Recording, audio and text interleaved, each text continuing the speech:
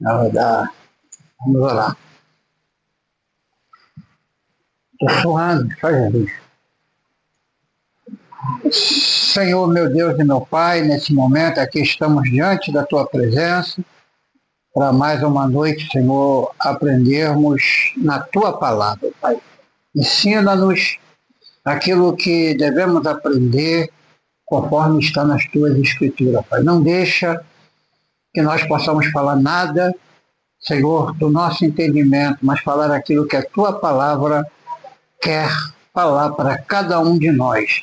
É isso, Senhor, que eu te peço, em nome de Jesus. Amém e amém. Meus irmãos, os irmãos estão aí me ouvindo bem. Eu já não vou poder falar muito alto, porque eu não estou assim muito bem para falar alto. Então, mas aí os irmãos podendo me ouvir, se os irmãos puderem sentar um pouquinho mais para frente, eu agradeço por causa da voz, que não está sem a voz perfeita. Cada pressão alta, assim, a voz perde um pouquinho da potência. Mas nós estamos aqui para fazer a vontade de Deus, que é o mais importante. Você tem harpa aí? Cadê a harpa para a gente cantar um louvor da harpa? Aqui tinha umas harpas aqui, mas não estou vendo.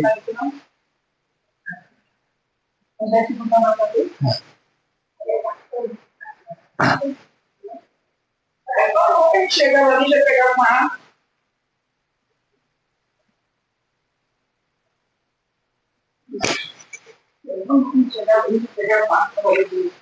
Cantar um hino da harpa, que aí dá tempo de ver se alguém mais chega. Um hino só.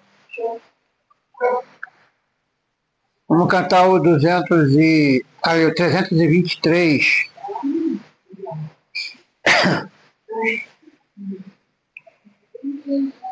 Levantai os vossos olhos para cima, ó remidos do Senhor Jesus. A figueira mostra que se aproxima,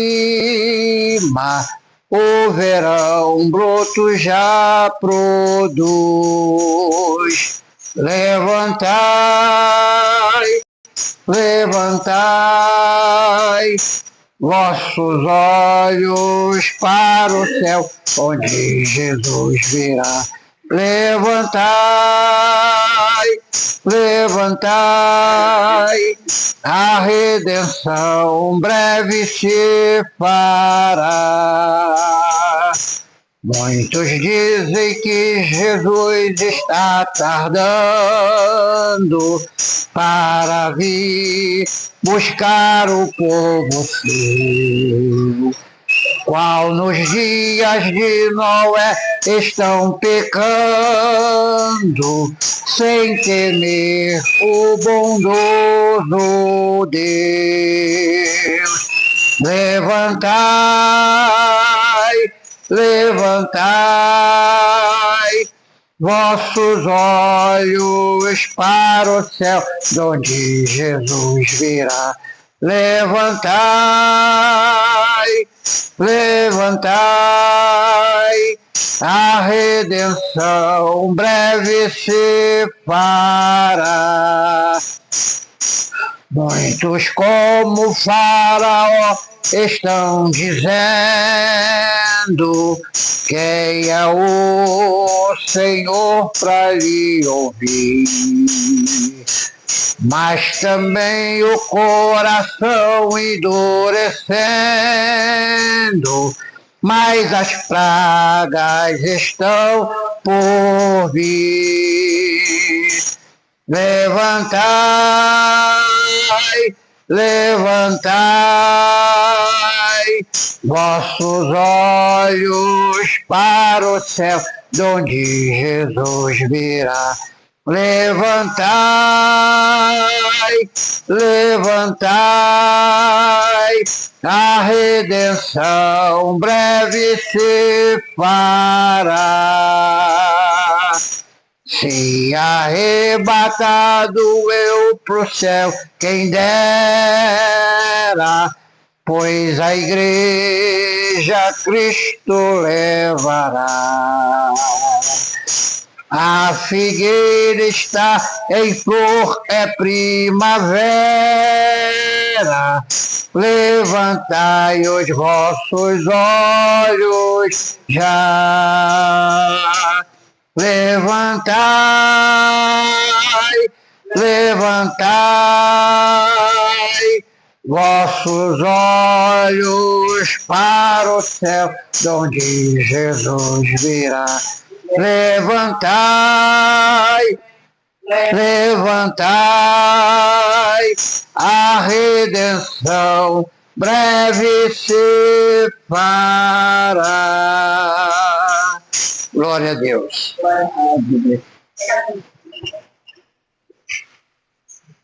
Bem, vamos abrir Levítico capítulo 19, lá no Antigo Testamento.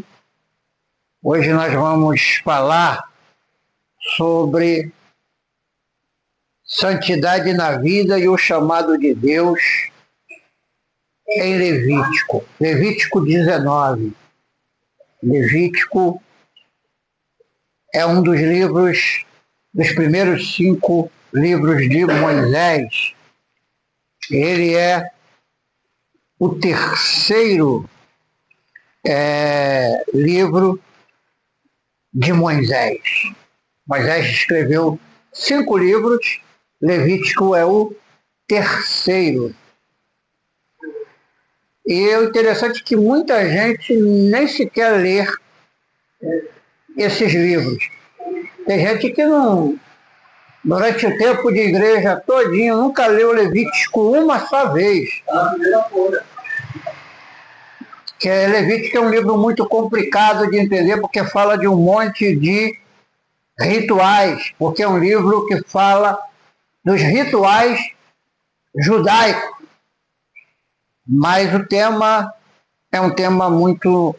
E nós vamos ler primeiro os versículos 1 e 2, depois nós vamos pular para o 18, Levítico 19, versículos 1 e 2, depois nós vamos pular para o versículo 18,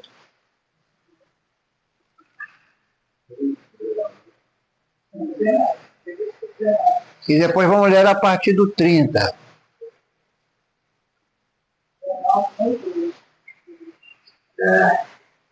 O texto diz assim: a minha Bíblia é revista e corrigida fiel. Talvez alguém aí pode estar com uma outra tradução diferente, que é um grande problema que nós temos hoje no meio cristão, é a variedade de traduções da Bíblia. Porque cada um tem a Bíblia escrita de uma forma diferente, o mesmo significado, mas os textos estão às vezes em um lugar que a pessoa não consegue acompanhar.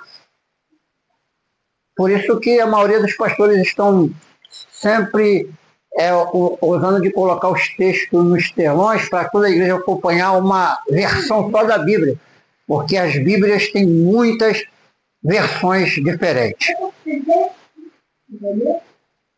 Diz assim: falou mais o Senhor a Moisés dizendo: fala a toda a congregação dos filhos de Israel e diz-lhe: santos sereis, porque eu, o Senhor, vosso Deus, sou santo. Agora vamos para o versículo 18. Não te vingarás, nem guardarás ira contra os filhos do teu povo, mas amarás o teu próximo como a ti mesmo. Eu sou o Senhor. Pulamos agora para o 28. Pelos mortos não dareis golpes na vossa carne, nem fareis nunca alguma, nem fareis marca alguma sobre vós. Eu sou o Senhor. Agora nós vamos ler do 30 até o 37 direto. Guardareis os meus sábados e o meu santuário reverencieis. Eu sou o Senhor. Não vos virareis para os adivinhadores, encantadores, nem os buscais, contaminando com eles. Eu sou o Senhor vosso Deus. Diante das cães te levantarás, honrarás a face do velho, e terás temor ao teu Deus. Eu sou o Senhor.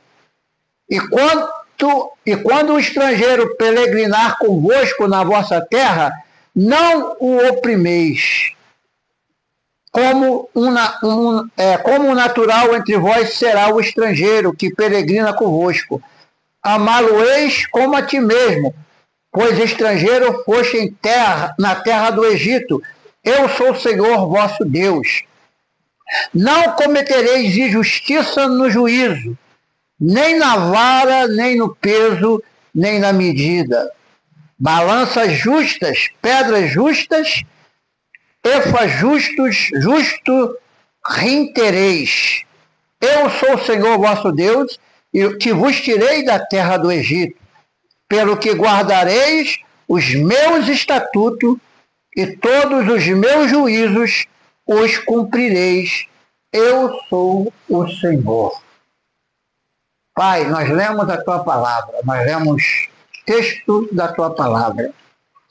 Fala, Senhor, conosco, através, Senhor, desse capítulo, através desse texto. Pai, ensina-nos a sermos verdadeiramente Teus servos, a sermos verdadeiramente santos diante de Ti. É isso que eu te peço no nome de Jesus. Amém e amém. Bem, o capítulo 19 de Levítico, ele vai fazer a repetição de algumas leis que foram estabelecidas por Deus, por intermédio de Moisés, ao povo de Israel. Nós sabemos que no Antigo Testamento a nação de Israel era a representação do povo de Deus. Israel era um povo separado definitivamente dos demais povos. Deus havia feito o que? Uma aliança com o povo de Israel. Mas por que Deus fez essa aliança com Israel? Por causa de Abraão.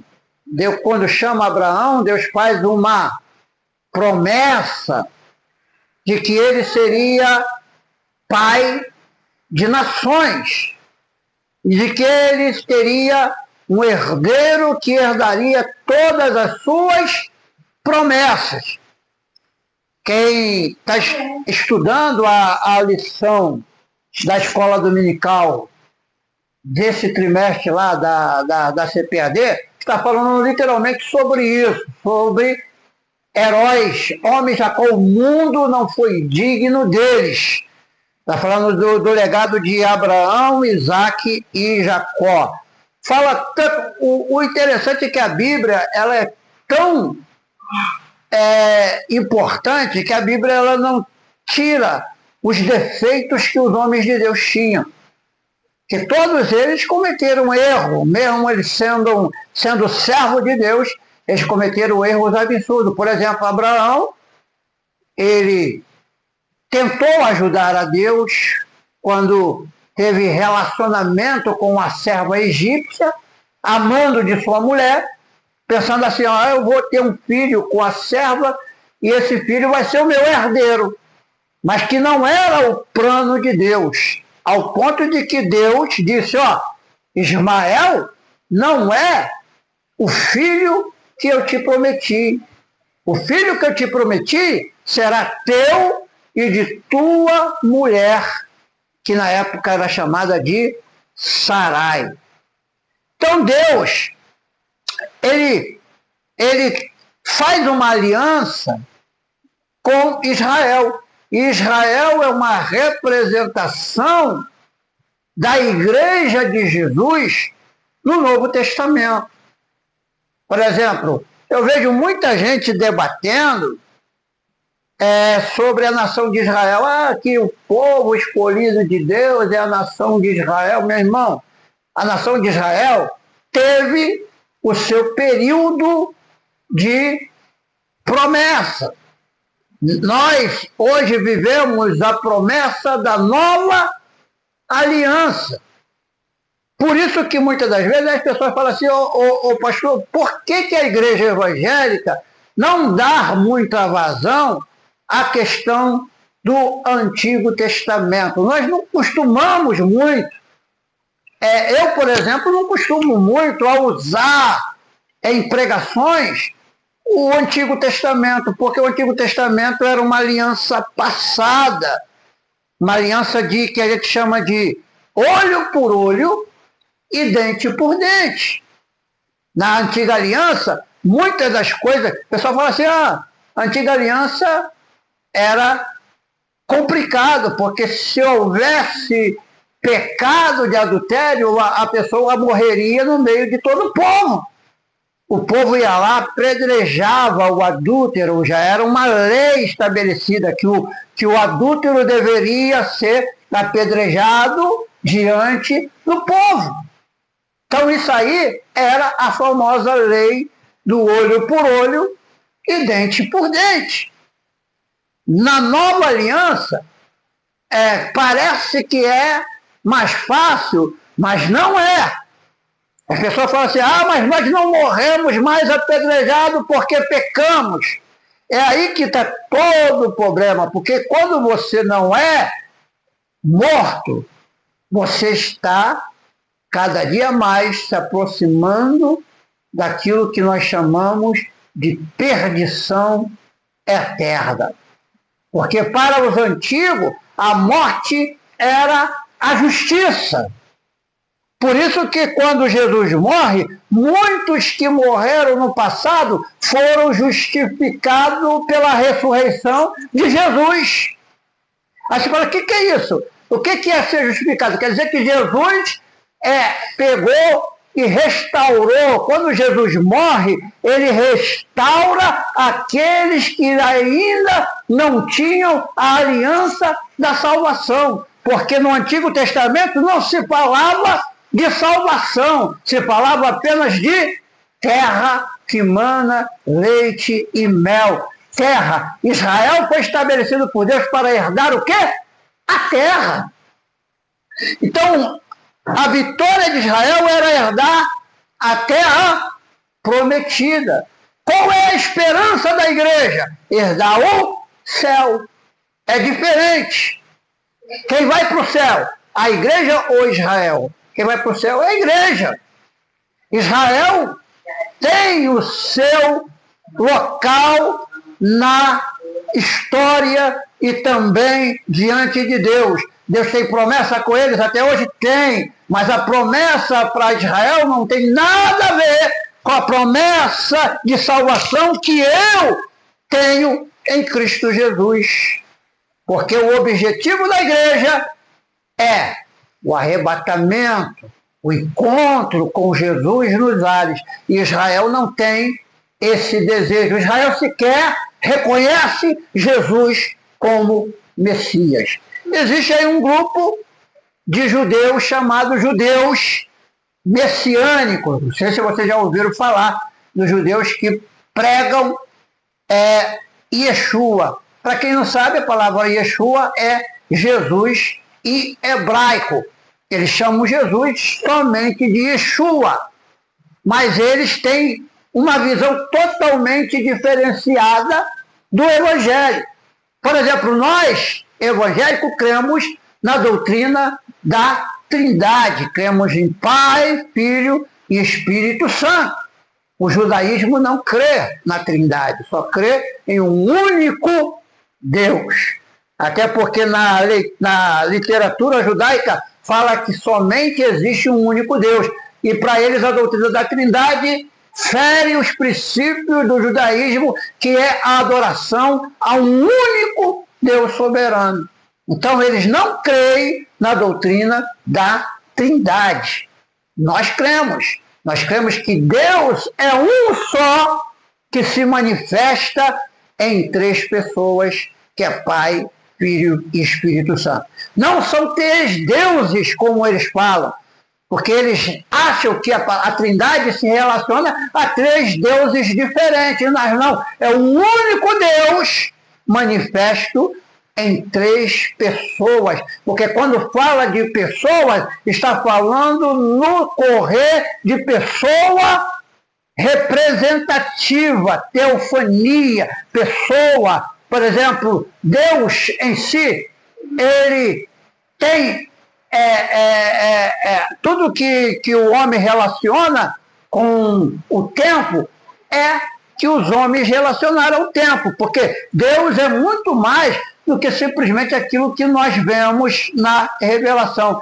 Deus, ele tem olhos, ele fala, ele vê, mas isso são manifestações para entendimento humano. Deus é muito mais do que isso, porque Deus não está preso nem ao tempo que nós estamos. Imagine, nós estamos presos ao tempo. O tempo passa para todo mundo. Mas Deus nunca foi preso ao tempo. Deus, ele é soberano e dono do tempo. Então isso aqui é muito importante, porque nós vamos aprendendo que Deus, ele requer do seu povo uma coisa que nós poucos falamos na igreja, que é santidade. E o que é santidade? Tem gente que fala que santidade é usar uma roupa diferente das pessoas. Não, santidade não é isso. Santidade é uma separação total para fazer a vontade de Deus. Por que Deus está exigindo aqui de Israel que eles fossem santos? Porque Deus é o dono do seu povo. Deus é o dono de nós, é o nosso dono. E como nosso dono, ele quer que nós sejamos parecidos com ele. O único ser realmente santo é Deus. A santidade de Deus, ela não pode ser tocada pelo homem. O homem, ele busca a santidade em um processo evolutivo. Nós vamos vivendo dia a dia, cada dia a gente vai aprendendo com os nossos acertos e com os nossos erros. Que nós não somos perfeitos, nenhum ser humano pode dizer eu sou perfeito. Nenhum. Pode ser o pastor mais espiritual que você vê aí, aquele que cospe fogo e rota brasa, como as pessoas falam. Que tem gente aí, o pentecostal eu cuspo fogo e roto brasa. Ele pode ser o pentecostal mais alegre, aquele que faz mais barulho na igreja.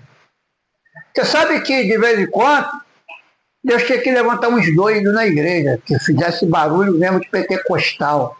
Porque está difícil. O povo pentecostal hoje parece que está deixando de ser pentecostal. Porque quando você começa a dar glória a Deus, já começa a incomodar as pessoas. Você está lembrando que tinha um irmão aí, eu vi um pregador pregando, que um irmão, ele gritava na igreja, dava glória, e o povo se incomodava com o irmão dando glória. E o povo estava querendo que alguém fosse lá e repreendesse aquele irmão para que ele parasse de fazer aquilo ali dentro da igreja, de ficar gritando e dando glória dentro da igreja. Aí esse pastor foi chamado para ir lá visitar. Aí ele foi visitar a casa do irmão. O irmão morava dentro da favela, num barraquinho pequenininho.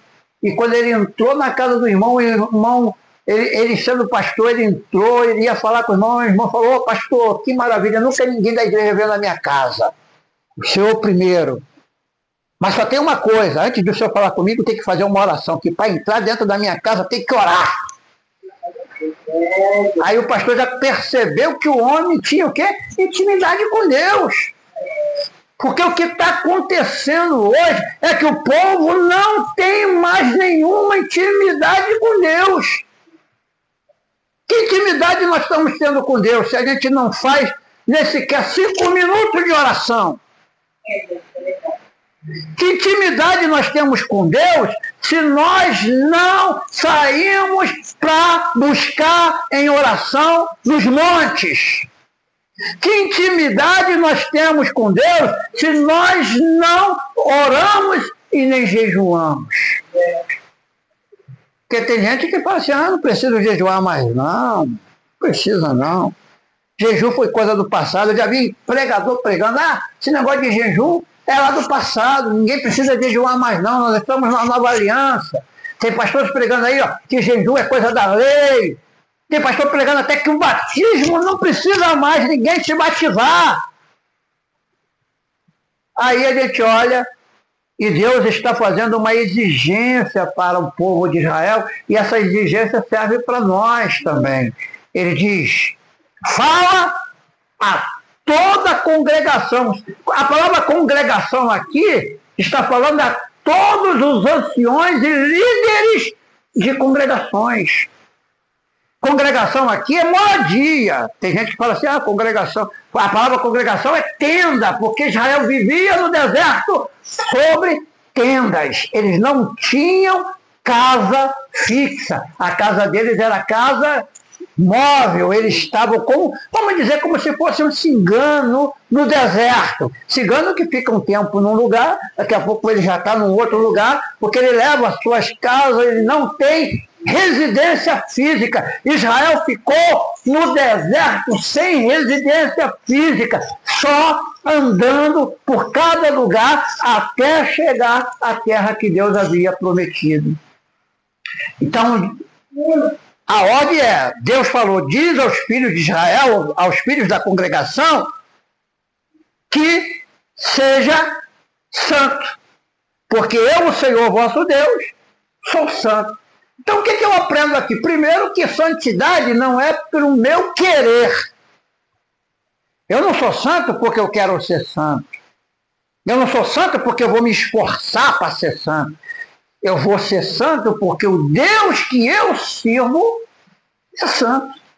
Então, se o Deus que eu sirvo é santo, eu tenho que também buscar a santidade. E a palavra santidade significa que as pessoas precisam estar separada, distinta. Ela precisa estar se preparando para ser de uso especial por Deus. Deus só usa pessoas que estão buscando santidade. Esse negócio que Deus usa qualquer um, Deus usa até o diabo quando ele quer. Mas para ele ter uma autoridade de usar diariamente, só quem tem intimidade e santidade diante de Deus. Então não adianta dizer que eu fornico e Deus me usa, meu irmão. Às vezes não é Deus que te usa, não. Porque tem muita coisa que é parecido, mas não é. Tem coisas que parecem ser Deus, e você sabia que a pessoa fala assim, a diferença entre profecia de Deus e a não de Deus é que a profecia de Deus se cumpre. Mas você sabia que do diabo também se cumpre? Você sabia disso? Que quando o diabo fala, se não vigiar, acontece? Eu não sei aqui, mas quem já frequentou centro espírita, e quando o macumbeiro falava que ia acontecer alguma coisa lá, acontecia, porque a pessoa não tinha Deus. Então, o que o diabo fala acontece porque as pessoas não têm a proteção de Deus. A grande diferença não é a questão do cumprimento, a grande diferença é o teor da mensagem de Deus, que tem que ter conformidade com a palavra de Deus. A verdadeira mensagem de Deus, ela não é para nos instigar a sermos vaidosos e egoístas. É para nos fazer sermos humildes e nos preparar para uma vida diferente diante de Deus. Tem muita gente na igreja que acha que porque tem dom, está sendo egoísta, está querendo achar que é bom, que é o bambambam. Bam, bam. É por isso que você vê escândalos em megas igrejas aí, que pregam cura, que pregam libertação, que Deus cura, levanta paralítico, mas só vive escândalo, mais escândalo. Por quê? Porque estão usando daquilo que Deus deu para eles, para se promover e achar que Deus só usa eles. E Deus não usa somente a mim, eu estou longe disso. Deus usa até uma criança. Se estiver sentado ali e Deus quiser usar uma criança, Ele vai usar uma criança para falar comigo. Porque Deus não está preso àquilo que nós pensamos. Os nossos pensamentos não são pensamentos de Deus. Então vamos para o versículo 18. Versículo 18 diz: não vingareis e nem guardareis ira contra os filhos do teu povo. Olha o que Deus está ensinando no Antigo Testamento. Que não pode se guardar ira do irmão.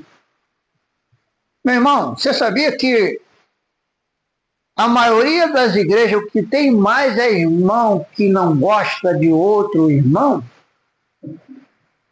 Irmão que é irado, que é machucado, e fala assim, eu não bato com o espírito daquele irmão. Como é que é isso, meu irmão?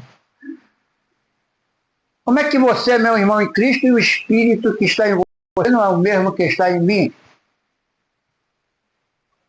Se você é meu irmão em Cristo, você professa a mesma fé que eu estou professando, como eu vou dizer que meu espírito não bate com você? Então, você está o quê?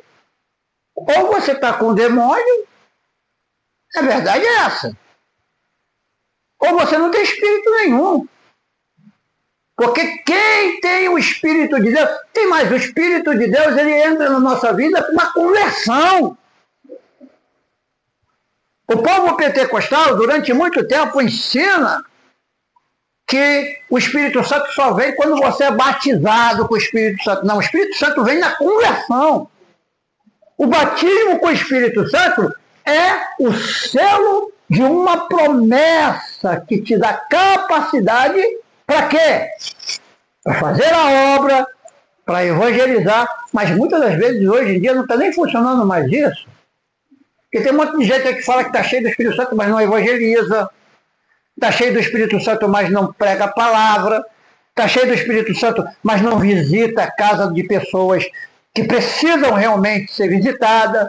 Não vai na casa dos enfermos. Como é que você é cheio do Espírito Santo se você não faz nenhuma dessas atividades? Porque os dons foram dados para esse objetivo. Se não for esse objetivo, os dons não têm valor nenhum, porque dom é para ser, vamos dizer, ser algo de aparentar em um culto de igreja. Que a pessoa quer usar o dom dentro da igreja. Eu falo em língua, eu profetizo dentro da igreja, mas não fala do Evangelho. Quando o Espírito Santo veio sobre os apóstolos em Atos 2, o que aconteceu? Na primeira pregação, quantas almas se converteram?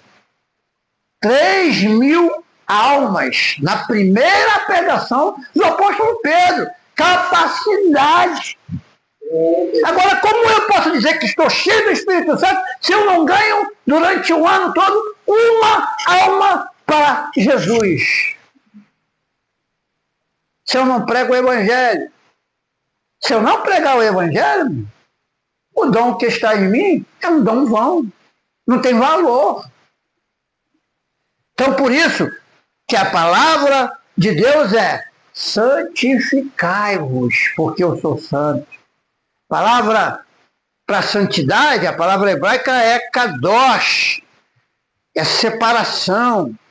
Você lembra lá, quando os serafins voavam durante a revelação do profeta Isaías, ele dizia kadosh, Kadosh, Kadosh, que é santo, santo, santo, é o Senhor dos exércitos, e toda a terra está cheia da sua glória. A palavra glória aqui, ela é mal traduzida, porque a palavra que a original é que a terra está cheia da presença de Deus. Agora eu pergunto para os irmãos, como nós podemos dizer que Deus está presente em nossa vida se nós não fazemos a vontade dele? Se nós somos egoístas e queremos tudo conforme a nossa própria vontade. Então, ele está dizendo, não vingarás e nem guardarás ira contra os filhos do teu povo. A palavra aqui, não vingarás. Isso quer dizer que alguém cometeu um delito contra você. E quando comete delito, a tendência é você querer se vingar daquilo de mal que eles fizeram com você.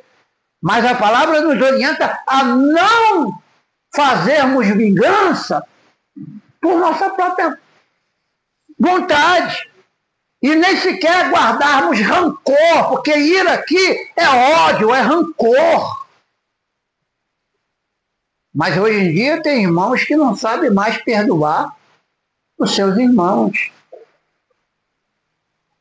Nós perdoamos, muitas das vezes, as pessoas de boca. E queremos aquela pessoa longe da gente. Então, se a gente quer aquela pessoa longe da gente, é literalmente que nós não liberamos verdadeiramente perdão. É lógico, meus irmãos, que nós não vamos ter a mesma amizade que tínhamos antes do delito. Mas perdoar é você estar pronto a servir aquele irmão, mesmo sabendo que um dia ele te afrontou, que ele pecou contra você. A pessoa peca contra nós. E nós temos que aprender que nós não vivemos dentro daquilo que é a expectativa humana, nós vivemos na expectativa de Deus. Nós queremos o quê? Morar no céu. E para morar no céu, nós temos que amar o nosso próximo. Como nós vamos entrar no céu? Se uma pessoa que nós odiamos também vai querer entrar no céu, como é que vai entrar no céu duas pessoas que se odeiam, vão estar lá no céu juntos? Primeiro que no céu não entra rancoroso. Aí ele diz, amarás o teu próximo como a ti mesmo. Um outro ponto interessante, amar o próximo como a nós mesmos. E a grande pergunta que eu faço, será que nós temos amado a nós mesmos? Será que o que nós fazemos no nosso dia a dia prova que nós amamos nós? Ou a gente comete coisas que sabemos que está prejudicando a nossa vida, tanto física como espiritual? Porque às vezes a gente pensa que amar o próximo é tudo. Você pode amar o próximo, mas se você não se ama, como é que você vai amar as outras pessoas se você não ama nem a si mesmo? Como é que você vai amar a Deus, que é o seu Senhor, se você não ama a si mesmo? Porque você é a imagem e a semelhança do Criador. Então isso aqui é muito interessante. Ele diz, amai o próximo como a ti mesmo. E ele diz, quem está falando sou eu, porque eu sou o Senhor. Não é palavra de Moisés, é palavra do próprio Deus. Próprio Deus. Então, santidade é uma coisa. Nós somos santos porque Deus é santo. Nós não podemos alcançar santidade tentando imitar o mundo. Porque o que está acontecendo na igreja O moderno é que a igreja está se casando cada dia mais com o mundo, fazendo tudo que o sistema do mundo oferece para ela. Hoje em dia você chega num culto e você não sabe se é um culto ou se é um show. Porque as pessoas querem se apresentar, querem aparecer, querem fazer o povo delirar. Começa pela questão de cartaz. Quando faz cartaz para um evento, bota foto de todo mundo no cartaz. Mas você não vê uma palavra grande ali escrita Jesus vai estar presente no evento. É só pessoas, é só homem, é só levantando ego, pregador fulano de tal, ministrante fulano de tal, profeta, levita, um monte de coisa. Jesus fica fora do evento. E as pregações nos púlpitos hoje não se fala mais nem de Jesus. Você vê as pessoas falando de vida financeira, de 7 passos para prosperar na vida, 7 passos para ter uma vida feliz, 4 passos para ter um casamento perfeito, mas ninguém fala 5 passos para se arrepender, para ser salvo. Não fala. Porque falar de arrependimento não chama a atenção de ninguém. Ninguém quer se arrepender. Você faz uma campanha. Faz uma campanha, por exemplo, se você fizer uma campanha aqui, campanha 7 passos para a chave da vitória. Vai ser 7 quarta-feira de passos para a vitória. Você vai vir, você vai pegar uma chave, levar para a sua casa, essa chave vai representar a sua vitória. Você vai ver que vai vir um povo tudo atrás de uma chavinha, querendo levar uma chave para casa, porque o interesse é ter vitória. Só que eles não querem o dono da vitória. Eles só querem ser abençoados. Eles só querem receber a bênção, mas não querem o abençoador. Então, as igrejas neopentecostais são lotadas, mas a maioria ali não tem compromisso nenhum com Deus. Você vai na igreja, muitas das vezes você chega numa igreja neopentecostal dessa, chega lá, tá, de manhã cedo, 7 horas da manhã, está lotada. Mas quando é de noite, está todo mundo no shopping, tomando uma cerveja, bebendo um milkshake, no cinema, assistindo filme. Ninguém tem compromisso com Deus. Por quê? Porque o povo está sendo ensinado a ir apenas atrás da vitória. E isso não é o que Deus quer de nós. Deus quer dar vitória? Deus quer. Quem serve a Deus com sinceridade vai ter vitória. Não digo que a vida dele vai ser uma vida todo dia de vitória, cantando ali agora é só vitória, agora é só vitória, porque não é só vitória, não. Vai ter vitória, mas vai ter prova, vai ter vitória, mas vai ter perseguição, vai ter vitória, mas vai ter sofrimento também. Porque a vida cristã não é perfeita. O próprio Senhor Jesus disse, no mundo tereis aflição. Ué, a palavra de Jesus não significa nada? A palavra do homem tem mais efeito do que Jesus disse? Será que o homem tem mais poder do que a palavra de Jesus? Se Jesus disse que nós teríamos aflição, que nós seríamos perseguidos, irmão, vamos ser sinceros, por que o evangelho hoje, no Brasil, ele é tão mesquinho? Não tem crescimento, porque o povo está se baseando apenas nas coisas que são boas. Mas quando se fala de evangelho, aí vem perseguição, aí vem ódio, aí vem aqueles que te perseguem porque você falou do evangelho. Você é bem aplaudido enquanto você está falando coisas que o povo gosta. O povo gosta que você fala de bênção, o povo fala que você gosta de vitória. Agora, quando você começa a falar que tem que largar o pecado, quando você fala que tem que largar o adultério, quando você fala que tem que largar a fornicação, aí você vira inimigo de todo mundo. Vira inimigo de todo mundo. Ninguém quer compromisso real com Deus, porque quem quer compromisso real com Deus quer viver uma vida de santificação. Não dá para nós servirmos a Deus e estamos fazendo as coisas que o mundo nos oferece. Ou servimos a Deus ou fazemos a vontade do mundo. O grande problema, você sabe aquela parábola que fala da mulher que perde a dracma dentro de casa? Os crentes estão igualzinho aquela dracma perdida. Está dentro da igreja, vai para os cultos, mas está perdido. Está perdido.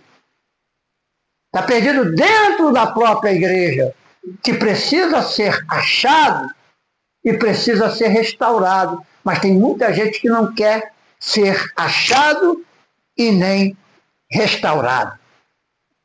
Versículo 28.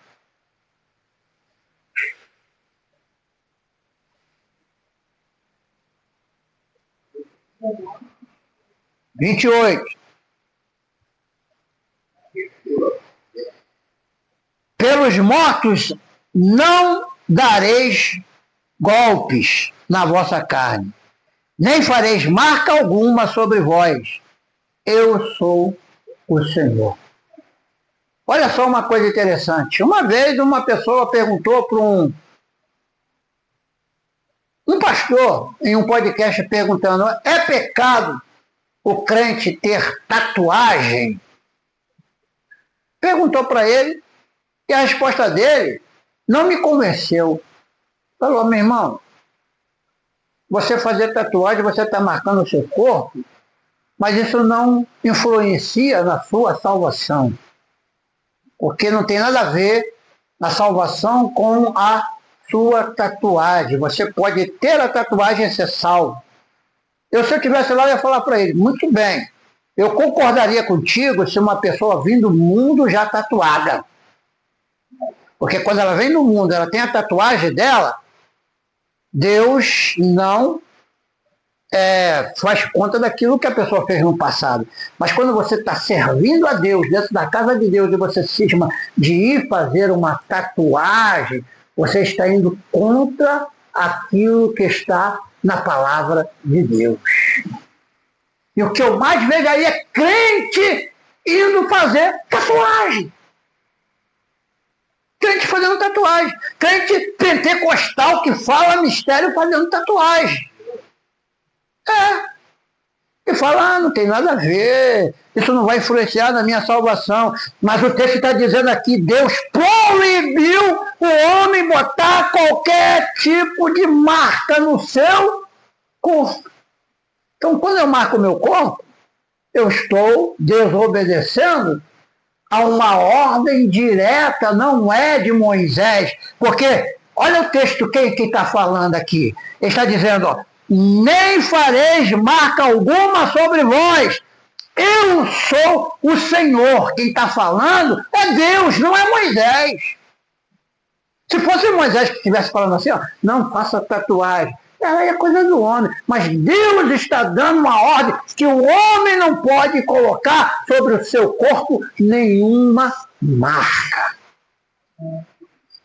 Então, meu irmão, você conhece a palavra de Deus, você vem para a igreja. Se você faz uma tatuagem, isso pode influenciar na sua salvação, sim. Porque você está desobedecendo uma ordem específica do próprio Deus. Então, tem muitas coisas aqui, porque nós não temos como ler esse texto de Levítico, que ele é muito comprido, mas se a gente pegar aqui cada coisa que está escrita aqui, a coisa é pesada. Para a gente ter uma vida de santidade com Deus, não é fácil, não. Então vamos lá. Aí aqui o texto, vou ler o versículo 29. Ó, quando fala: não contaminarás a tua filha fazendo prostituir-se, para que a terra não se prostitua, nem se encha de maldade. Aí ele fala: guardareis os meus sábados e o meu santuário reverencieis. eu sou o Senhor. Bem,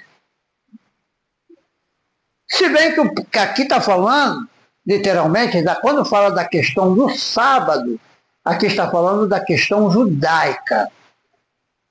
Porque a lei do sábado era uma lei definitiva para o povo, por isso que eu falei no começo, o povo de Israel era um povo que tinha uma aliança diferente com Deus. O único povo na terra que guardava o sábado era Israel. Nenhum outro povo da terra guardava sábado. Nenhum. Nem os árabes, nem os egípcios, nem os medo-persas, nem os gregos guardavam sábado. Só quem guardava o sábado era a nação de Israel, porque eles tinham essa aliança no seu estatuto, como eles têm até hoje.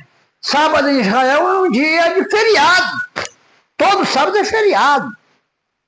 No sábado eles não fazem nenhuma obra. Judeu não faz nenhuma obra de sábado. Sábado para eles é um dia apenas de meditação e frequentando sinagogas. Porque se nós temos templos cristãos, eles têm a sinagoga judaica. Eu não sei se alguém aqui já teve a oportunidade de ir alguma vez numa sinagoga judaica. Eu já entrei uma vez. É diferente, muito diferente da gente. Porque lá você tem que, para entrar, você tem que botar o kippá na cabeça. Você que é visitante, você não pode estar de roupa, vamos dizer, que não seja traje dele, você tem que estar pelo menos com um terno, porque o terno judaico, sabe como é que é um terno de um rabino? É um terno assim, mas eles têm umas tira aqui do lado aqui. E o uso frequente da sua barba, que a maioria dos rabinos são barbudos mesmo, que é uma questão de cultura deles, que é a cultura da barba.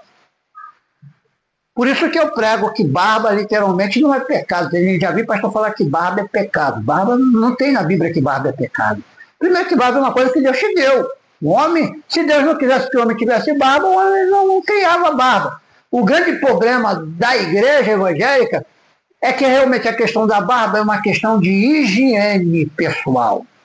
Você não tem condição de lavar, eu não costumo lavar nem meu cabelo muito, vou ser sincero. Mas se eu tivesse uma barba grande para lavar todo dia, limpar, fazer, pentear, porque as barbas judaicas são muito bem penteadas, eles cuidam da barba com muito zelo.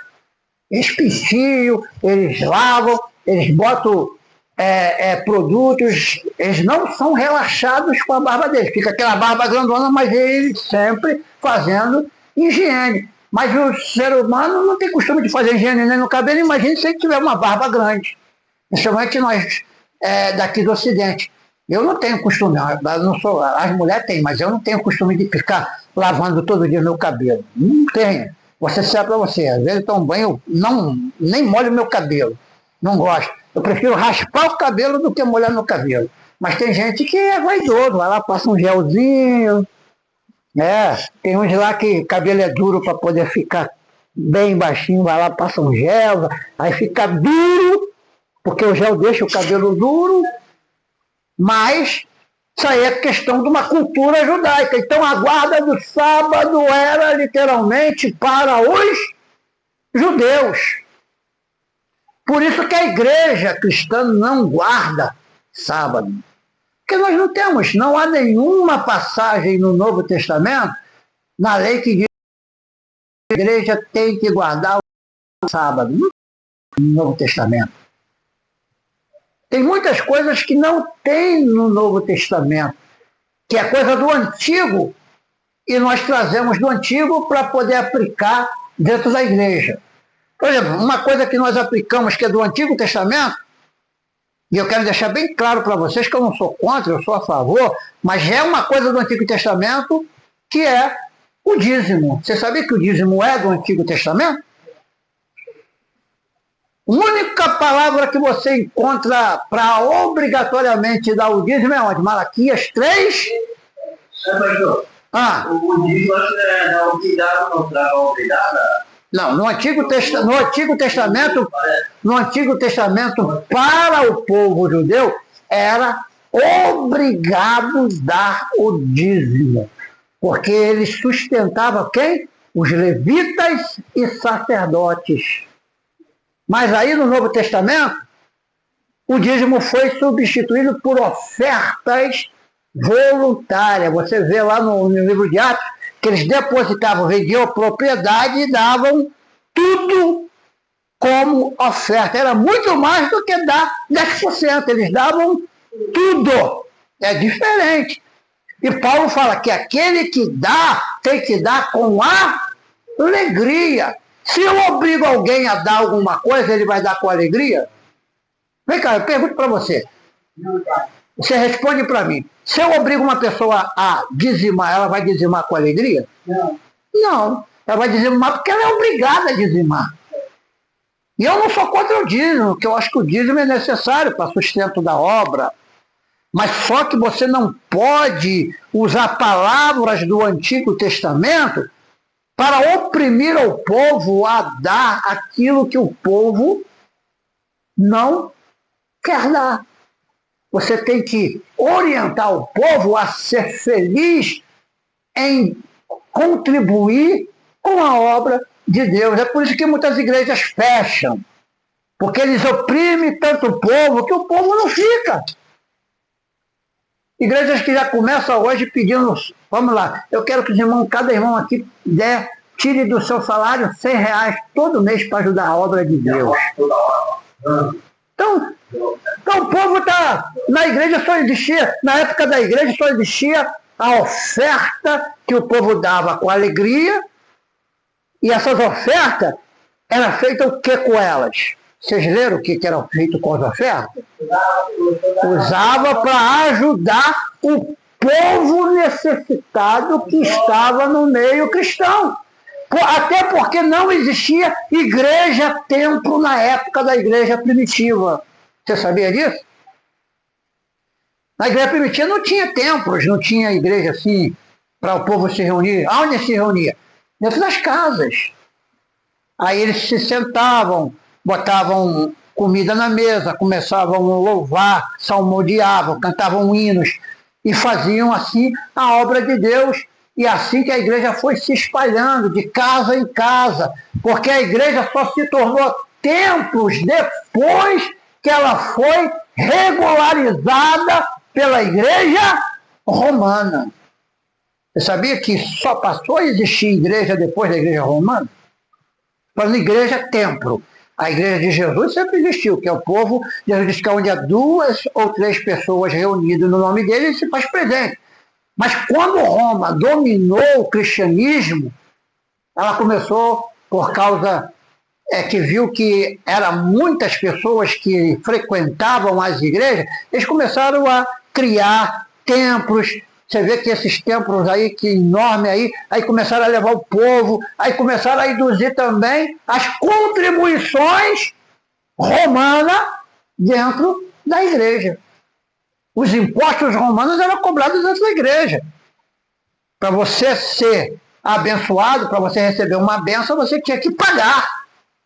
Para você ser batizado, você tinha que pagar. Tudo era pago.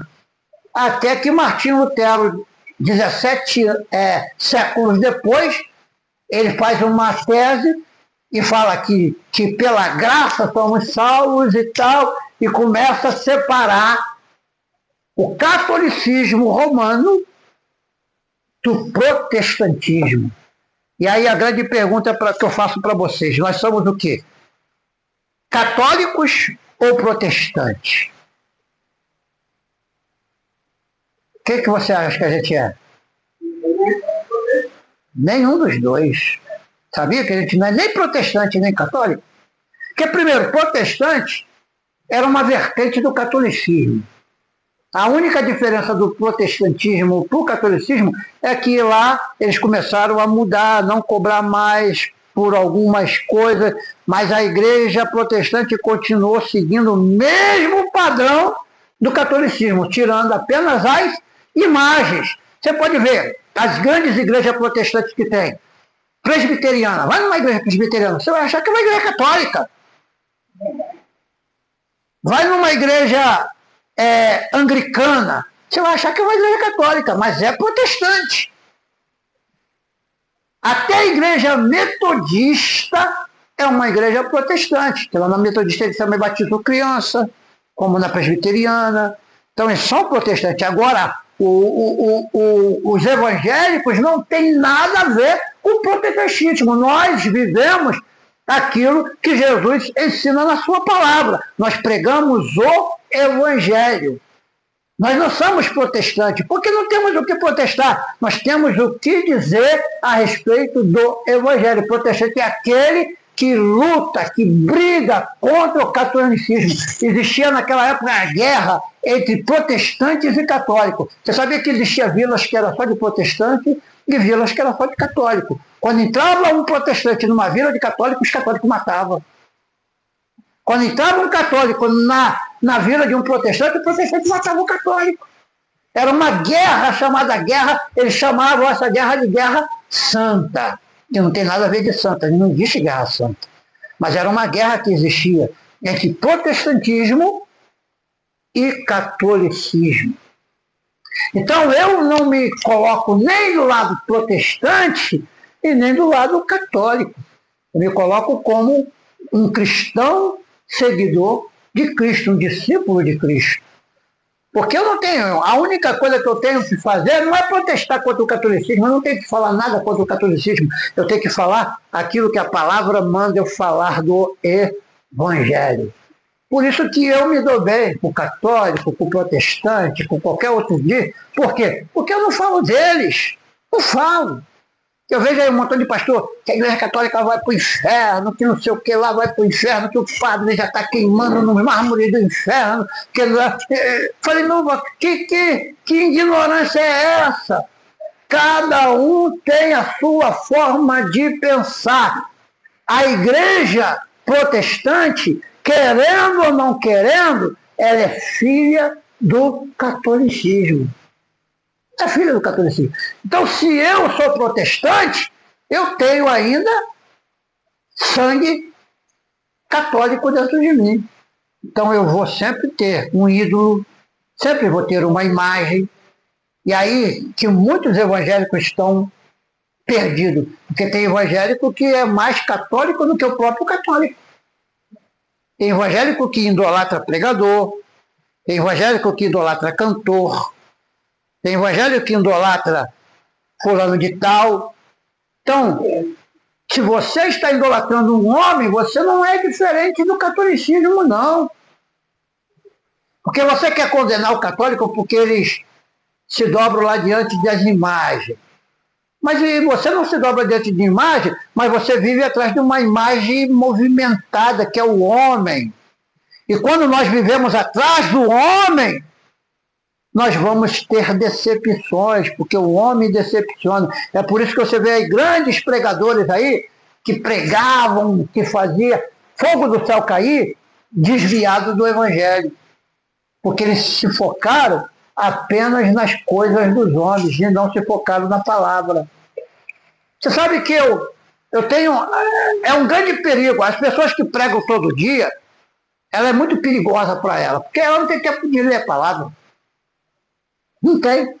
Se você prega todo dia, você vai ler a palavra como? Se todo dia você tem que ter a Bíblia para pregar, aí você vai ler o quê? Você leva um versículo para pregar. Aí, quer dizer, você prega de manhã, de tarde, de noite. Igual esses pregadores aí pregam aí, que teve um pregador que falou para mim, falou esses dias lá no Gideões, que ele prega acho que 10 vezes em um dia. Eu falei, meu Deus!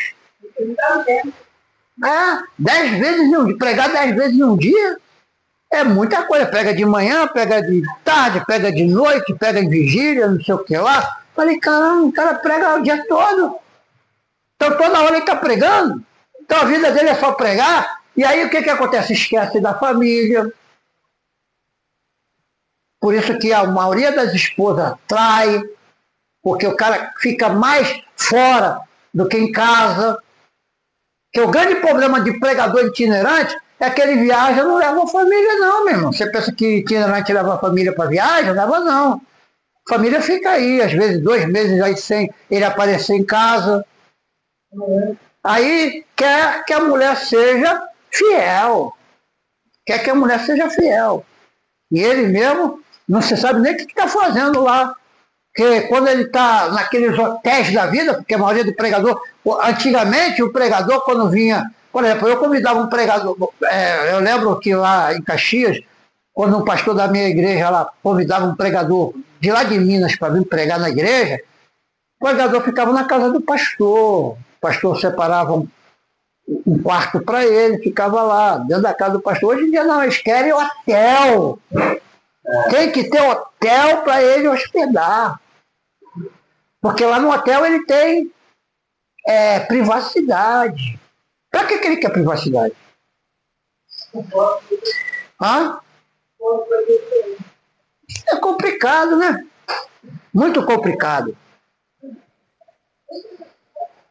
Vamos lá, vamos para o texto.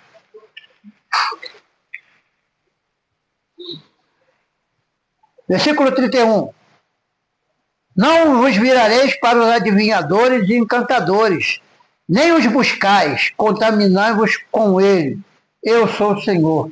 Olha só, Deus proíbe literalmente que procure adivinhadores. Mas vamos ser sinceros para você. Você sabia que no meio evangélico tem um monte de adivinhadores?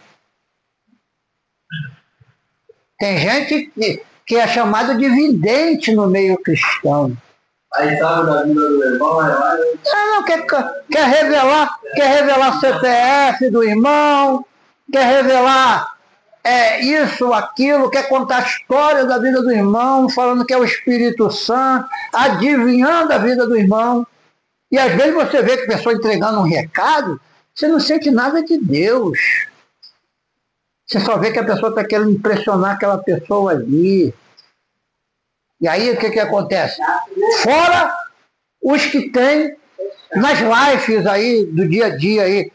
Esse dia eu estava assistindo uma live de uma irmã, mas fogo puro. A irmã falando de mistério, eu falei, opa, tá, glória de Deus, aleluia. Daqui a pouco ela começou a pedir ofertas na live. Você nos ajuda aí com R$1.000. Pô, queria aí 100 pessoas aí com R$1.000 aí pra gente fazer uma obra aí e não sei o que lá.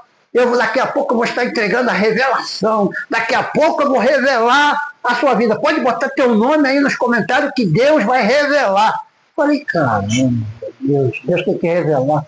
Eu não vejo, não, pastor. Tá? Eu assisto um pastor desse. Mas isso aí, cara, isso aí sabe o que é? Manipulação. Mas como ali agora também, aquele que vocês fazem, eu já assisti. Não vou dar pessoas falando comigo, não. Eu já assisti. Eu vi.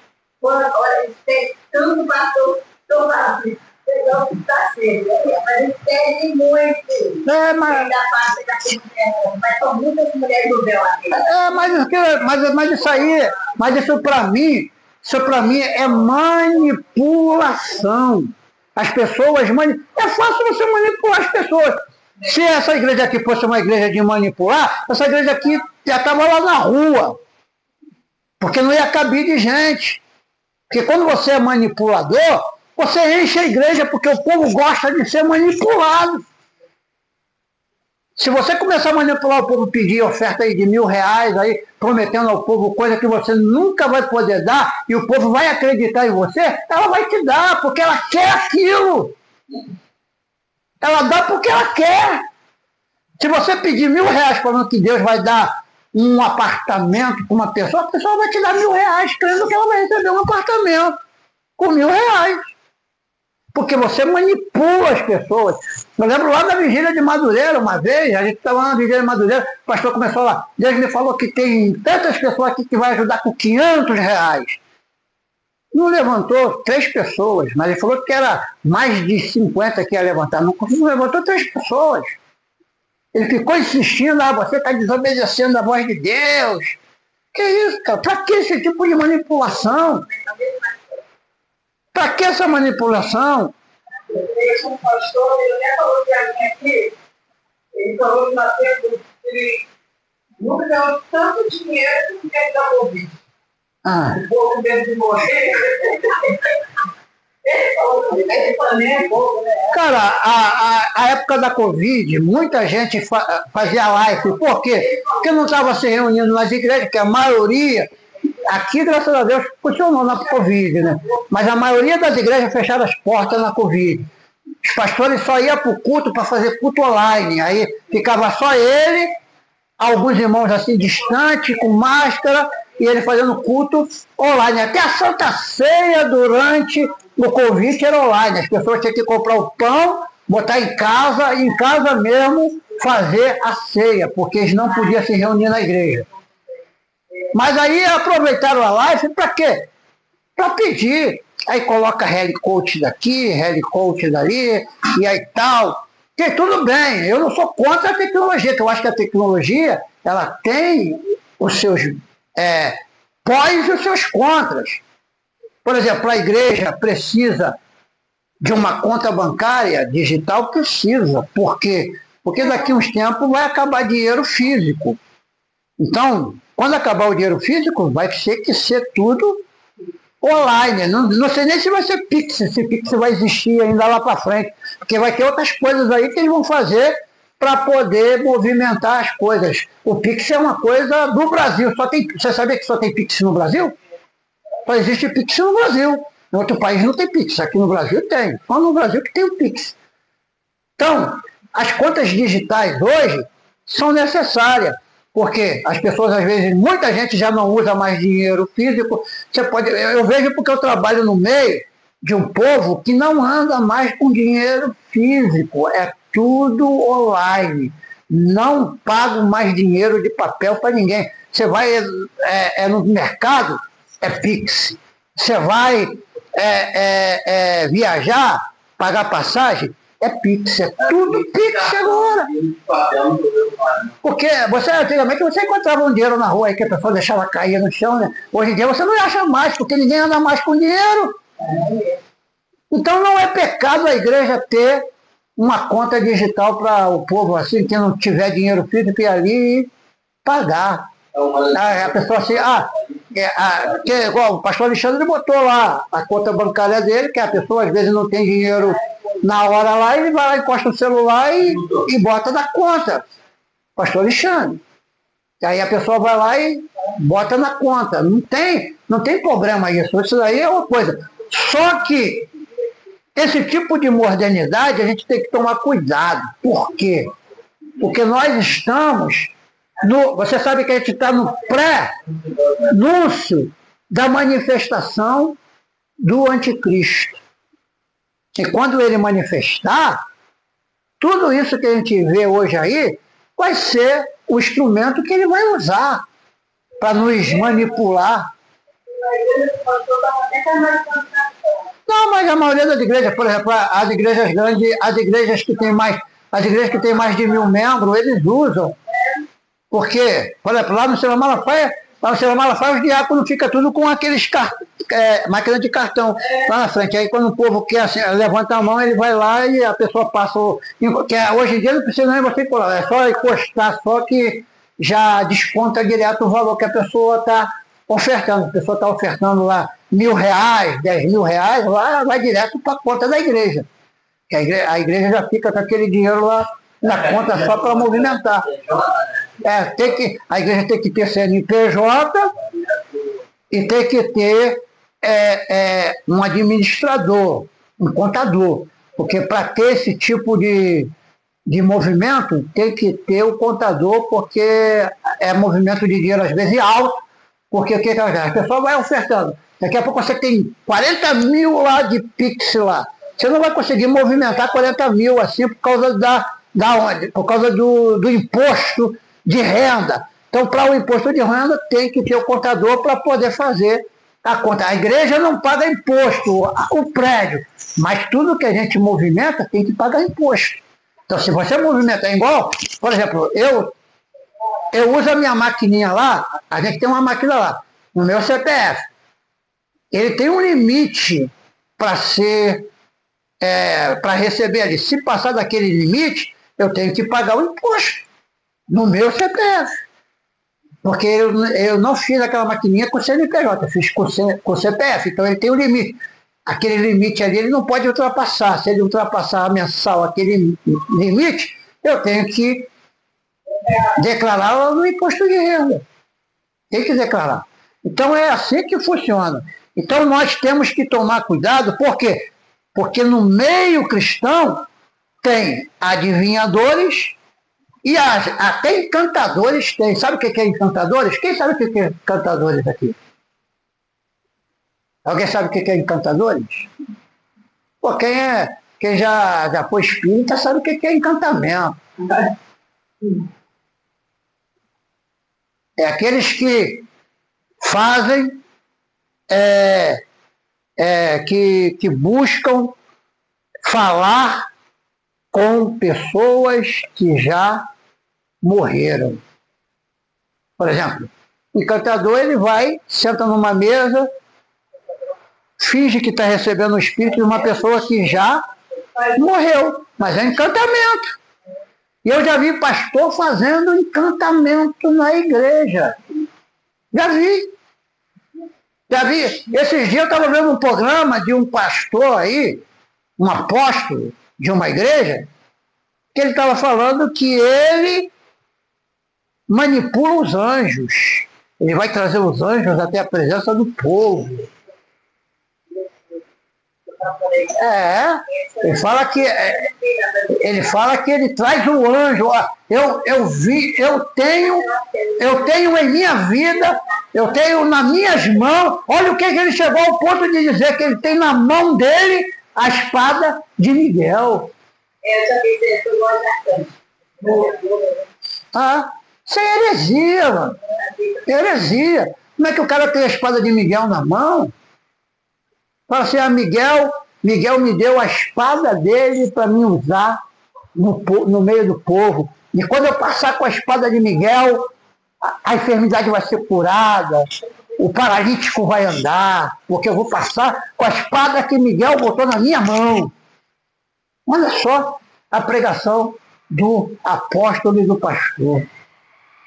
Então ele está vendo que existe encantamento no meio da igreja. Que existe. Pessoas que estão, há um tempo desse atrás, tinha um pastor nos Estados Unidos, que ele era muito respeitado lá nos Estados Unidos, o pastor. A igreja dele era uma igreja lotada, o povo só vivia no manto, todo culto tinha gente lá no terreteté e tal, e tinha um programa na televisão que assistia que as pessoas caíam no chão, no poder de Deus, mas aí um dia ele cismou de escrever um livro. E ele teve a audácia de falar que ele se reuniu com a Trindade, e a Trindade, quer dizer, ele e a Trindade estavam escrevendo aquele livro. E o povo acreditou. Tem muita gente que acreditou nessa loucura, mas muita gente acreditou nisso. Eu vi na internet, né, da Helene Martins, que vai se candidatar agora a deputada, né? Parece que ele está lá na praça, lá dizendo que ele quer de Deus. Assim, como tendo, né? Cara, ela se candidatar é um direito dela, como cidadã, é um direito dela. Se ela quer se candidatar, só não pode misturar as coisas, porque política é política, evangelho é evangelho. Não, mas o pastor expulsou ela, vou dizer por que ele expulsou ela. Porque ele já tem os candidatos dele. Por isso, porque ele já tem lá a panelinha dele, ele não vai querer mais ninguém no meio da panelinha dele. Ele já tem a panelinha dele. Já tem a panela dele. Então, é assim que funciona. É assim que funciona. Você está essas igrejas que manipulam a política, aí eles já têm os candidatos deles, eles não aceitam outro candidato lá, porque não quer concorrente. Já tem os candidatos já. Que aquilo ali é tudo já programado. Tudo já programado.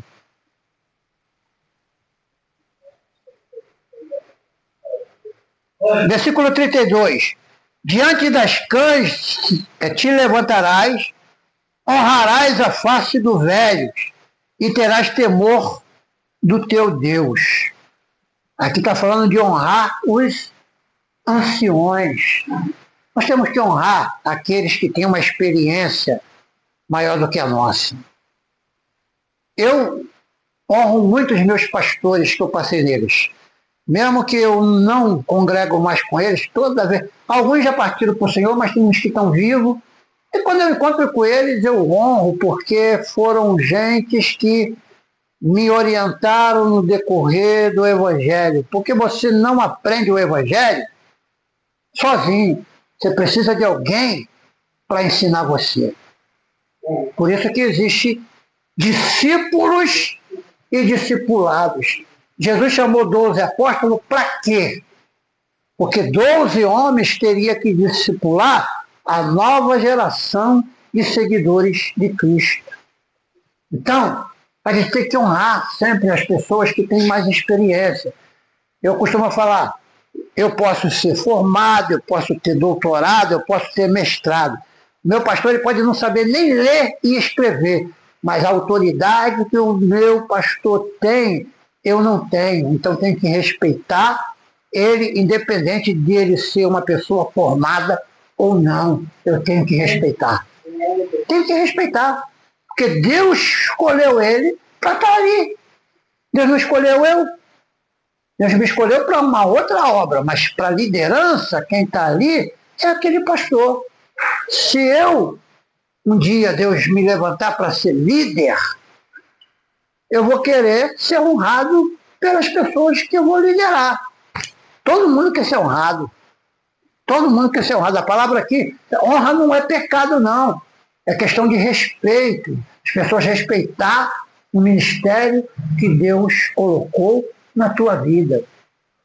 Por exemplo, vamos dizer que amanhã ou depois você é um pastor de uma igreja, na sua igreja vai ter os obreiros que você vai consagrar, separar. Aqueles obreiros eles têm que ter o respeito na sua liderança, porque se ele não tiver respeito pela tua liderança, o que você vai fazer? Você simplesmente vai te mandar eles embora dali. É o que acontece com muitos pastores.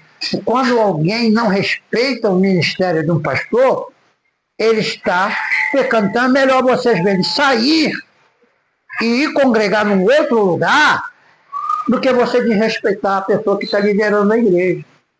Porque aí você está pecando quando você você passa por cima da autoridade daquela igreja. Você não pode. Não tem nenhuma autorização bíblica que me dá autorização de passar por cima da autoridade que Deus colocou.